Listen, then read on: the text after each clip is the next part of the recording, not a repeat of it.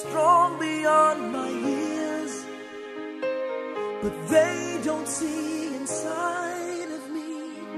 I'm hiding all the tears. They don't know that I come running home when I fall down. They don't know who picks me up when no one is around. So, lubos kami nagpapasalamat dahil po sa nagkaroon na po ng improvement ang bawat bata na ito.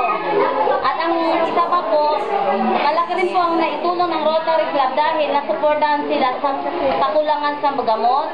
Kagaya nitong may sakit na na-trace na may PTB, bali pit po sila sa Black One.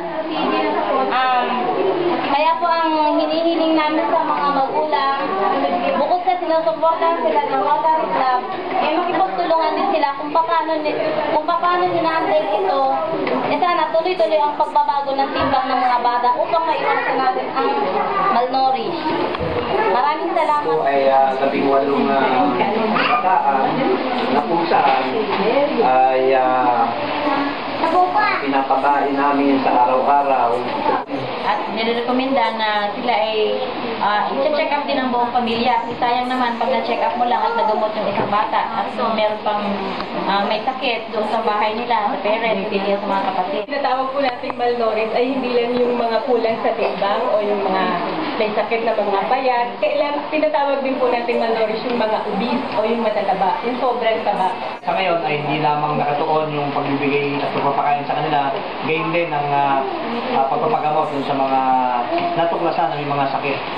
At isa rin sa mga pinag-aaralan ngayon ay baka kayanin ng Rotary or even through the support ng city government na maipagamot yung mga sakit na upang hindi na lumala at hindi pa makahawa.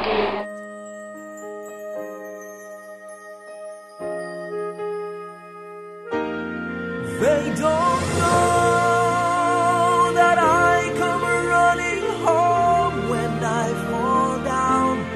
They don't know who picks me up when no one is around. I drop my soul